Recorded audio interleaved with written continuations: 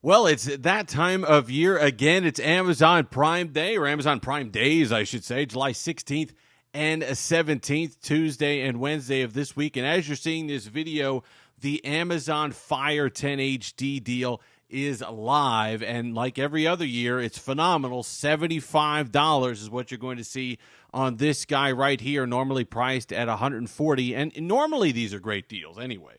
Normally when Prime Day comes along, it's never a bad idea if you don't have the updated version to pick up a Fire tab or two, because you can use them for a bunch of different things. Content consumption is one thing. You get watching Netflix, Amazon Prime Video, obviously, the Amazon ecosystem you get with Kindle and all the rest of it, and Audible. All these things that you could be looking at on here, and for just content looking great on this beautiful display, that's worth the price of admission for $75 usually when Prime Day comes around. But this year, especially if you have one from 2019, 2021, if you have one of the older revisions, I think there's an extra little incentive to pick up the Amazon Fire 10 this year. And that's because they've made it more about productivity. All tablets now do pretty well with the content consumption. They all have like pretty nice displays, and they're colorful and all the rest of it. Still an LCD panel here on the Amazon Fire. That's fine. It's a good one. It's bright. It's colorful. Contrast is decent. Shows and content and the rest of it look pretty good on here. I will say it's a little clearer or sharper than the 2021 version, so I didn't notice a huge increase, but it does feel a little bit brighter and a little bit sharper than the display on the one from 2021. But Amazon's really focused on productivity with this, just kind of adding a little something in there to differentiate itself at the super budget range from these other Androids that are coming in offering these great displays and great battery life. So you've got the keyboard case that they advertise. I think it's made by Finty or something like that. It runs you about $40. Links to all this stuff will be in the description, by the way. But this is really nice. You put it in here, you get Bluetooth connectivity, you put the keyboard in. I've used it. It works as the stand also, but in a case you could carry it around. But the keyboard, I love sending emails on here. You got Office on here. There's a lot of things that a keyboard adds to the Fire tab in making it a great device, not only for the home, but also then you got it for school, you got it for the office, things like that. If you're taking digital notes, this is a great, inexpensive way to have yourself a nice little functional tablet that's still going to do great at those other things. Like I said, the Amazon ecosystem, you get the 4 years of support. Fire OS is not the most advanced in the world. Of course, you still got button navigation, all the rest, but there's a reason for that. They keep it simple. They don't update it a lot. They don't make it very heavy, and that's because, these kind of not the most powerful processors in the world can handle 4 years of updates and still run pretty much as well on day 1,000 as they do on day one. So that's something that you're always looking at with the Amazon Fire Tip. They've also added USI 2.0 stylus support. They have one of those as well made for Amazon. Link for that will be in the description as well.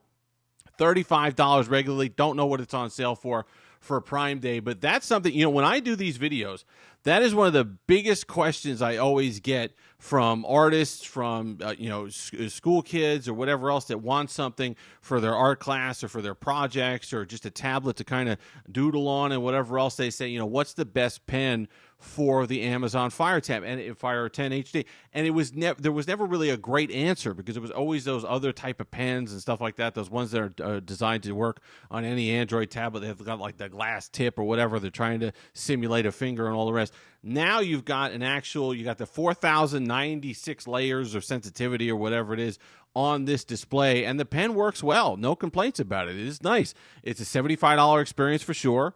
No one's confusing it for, Wacom or whatever else in these high-end tablets. But for the money, it just adds one more layer of value there to a package that was already pretty attractive when you're talking about $75 for this.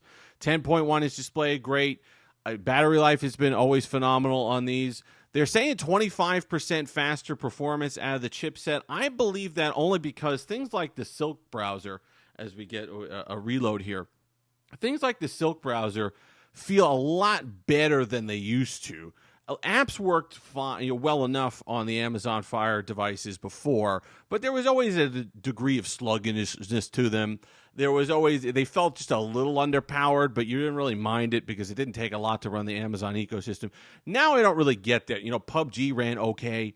Office applications are running okay. Of course, the video and stuff like that, but web browsing, email, things like that, your day-to-day tasks are going to feel a little bit snappier on here. Plus, you also got your micro SD card expandable storage up to 1 terabyte, so you could take your information, your data, your music, and all the rest of it with you. Still 3 gigs of RAM, I believe, on here. But like I said, the faster processor does come through on this device a little bit. Then when you go around it, still kind of the design you know and love. Stereo speakers on the top, not bad. They get reasonably loud. They're not the best in the world, not the best depth of sound, of course, but they do the job when you're just looking around. And of course, you still have your trusty headphone jack, 3.5 millimeter to bring your own favored wired headsets. Camera, still the 5 megapixel, not something you're going to want to take with you or really use as your main camera. And then you've got the build, just kind of that plastic bend but don't break build. They say it's some ridiculous number, 2.7 times more durable than the Galaxy A8 tablet. And that's fine. I mean, that is kind of the philosophy here. Yes, it's a cheaper build, but it can take more. It's great for kids. They make one specifically for kids that has more of a durable case on it and kind of more restrictive software. So if that's something you're looking for, that's fine. But if you've got your teenagers moving into being a teenager, you got a 12-year-old, 13-year-old, and you're restricting your internet a little bit less, but you want them to have a tablet that they can maybe bang around a little bit. You're not going to cringe as they take this one outside. You're not going to cringe as they kind of jam this one into their backpack to go to school to use for schoolwork. So that's something that Amazon really leans into with the design of the Fire HD devices.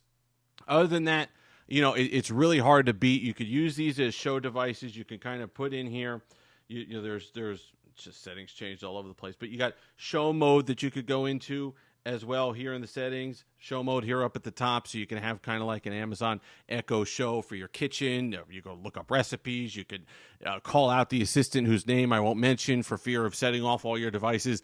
But you could call that up and just kind of have like your little assistant there in several rooms of the home and have it set up that way. You also can control your lighting. If you have a smart home, you could link that into here. I used to control my Philips Hue lights in here. There's just and use it as basically a de facto hub. I didn't need the Philips hub because I had an Echo device or I had an Amazon device, so I could use it that way. There's just on and on and on. The amount of versatility and value for $75 when they're on sale for Prime Day is unbeatable. It's unbeatable almost every single year, and that's why there's that joke and there's that meme that I keep repeating about. It's like, how many of these can you possibly fit in your home? Well, the answer is a lot. For $75, you can put one of these in every single room and have some functionality, whether it's for the kids, whether it's for your own video consumption, whether it's for Kindle, whether it's for Audible audiobooks, you bring it with you, whether it's for light gaming. There's a lot of things to like about these Amazon devices. So while Prime Day isn't what it once was as far as the deals are concerned, you're not getting 50% off the entire site, and it does seem like Amazon really only heavily discounts their own devices. That's not necessarily a bad thing, especially when the devices are this nice. And I do think the 2023, last year's refresh of the Amazon Fire HD 10 was one of the best in years and the biggest in years, because Amazon's not stupid. They understand that these Android manufacturers are catching up. Everyone kind of has great battery life on their tablets now, even their cheap tablets, their sub $200 tablets. Everybody kind of has a nice display, and in some cases an OLED display if you're looking like $250. Some of the Toshiba and Lenovo ones, really, Lenovo I should say, tablets really offer some great displays right around that price range. So Amazon's like, you know what, we got to kind of offer, kind of up the complete package that we already offer, and that's by adding those productivity elements. So if you've made it this far, like, comment, subscribe, all that fun stuff. Until next time, have that Steve-licious day.